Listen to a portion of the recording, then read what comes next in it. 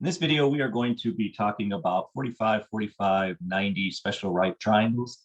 We're going to do a problem before that, and we'll show how there might be a little bit of a shortcut if you use this relationship. So, situation here is we have the head of a bolt is square, and it's 0.5 inches on each side, so half an inch on each side. So this is a distance across what they call the flats. So those are the flats. What is the distance from corner to corner? So the diagonal right here. And this is kind of what we're looking at. So picture-wise, we have right triangle.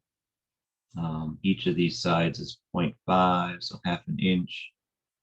And we're looking for that length. So since this bolt is going to be a right angle, we're looking at Pythagorean theorem. So if you take 0.5, so legs squared plus legs squared equals hypotenuse squared. And that hypotenuse is the diagonal across the bolt. So that's what we're trying to figure out. So if you take 0.5 and square it, so you throw that in the calculator, you get 0.25, and then 0.25 again equals x squared. If you add them together, they get you 0.50 equals x squared. And then we want to undo the square. We square root each side to make that happen. And so our diagonal would be the square root of 0.5, which the square root of 0.5 is 0.71, we'll call that. So the 7 is going to make the 0 a 1, so 0.71 inches. So that would be the length of the diagonal. Okay, so that is using Pythagorean theorem. But there is a pretty slick relationship and a shortcut to this, that on this triangle was an isosceles because the two sides matched. And so there's a relationship that if you have an isosceles right triangle, that means these angles are going to be split up. So it's 180 total degrees, 90 is already spoken for.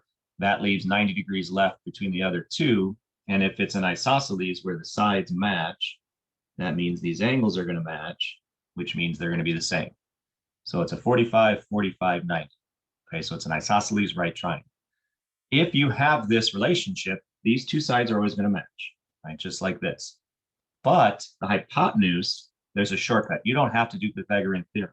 The hypotenuse is, if you know these two sides, all you have to do to get the hypotenuse is multiply by the square root of 2. All right, so let me show that kind of in action.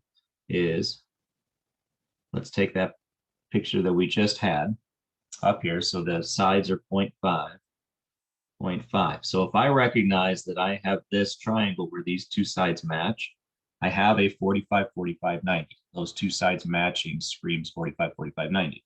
That means that this side is taking these sides, either one of them, and just multiplying a square root of 2 to it. All right, so we just did that previous problem. And we square rooted the 0.5 and got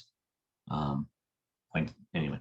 So if we do this now, we take 0.5 times square root of 2, we get that exact same answer. So whether I do Pythagorean theorem or I recognize that I have a special relationship going on, and if I know these two legs that are the same, hypotenuse is just taking the leg value and multiplying it by the square root of 2, I get the exact same answer.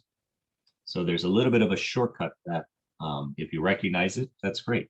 If you don't, you can still do Pythagorean theorem and it'll get you there. All right. The other kind of version that you'll see is if you know the hypotenuse value, then to go backwards, right, where you know this and you want to figure out what the leg is, either of them, if it takes multiplying to go this direction, then if you're going backwards, you're going to divide by the square root of 2 to make that happen. Okay, so these two examples are going to kind of show both. So first picture is we have find the hypotenuse of the nearest thousandth of an isosceles right triangle that has equal sides of 2. Okay, so here's our triangle. Each side is meant to be 2, so they match. which means I have a 45, 45, 90 triangle, no matter how bad my picture looks. So all that means is that the hypotenuse is going to be 2, the length of the leg, times the square root of 2. So we just throw that into a calculator, and we do 2 square root of 2, and we get 2.8, and we're down to the nearest thousandths, so tenths, hundredths, thousandths. So the 4 does not do anything to the 8. So 2.2, 2.828, and it was meters. So this value would be meters. Okay, and if you did Pythagorean theorem, you'd find you get the exact same answer. All right, and then the last one is this time they give us that it's again an isosceles right triangle, so I know those two sides are the same. You could do Pythagorean theorem, but you can also, since you know the hypotenuse and you're going backwards to one of the sides, you can divide by the square root of 2 rather than multiply by the square root of 2. So we can take this 5 and divide it by square root of 2 and let the calculator figure it out. So if we take 5 divided by square root of 2, we get 3 and it doesn't say where to round, so we'll take it to 2 decimal places, 3.54. So we get 3.54 centimeters. And that is what X is. So your length of each of the sides, and they'd be the same, it would be 3.54 centimeters. So it's just a shortcut. That kind of relationship only works with an isosceles right triangle, where you have the legs are the same and the hypotenuse is just, there's a relationship going on between the sides. So if you recognize it, that's great. If you don't, Pythagorean theorem would also get you the same answers.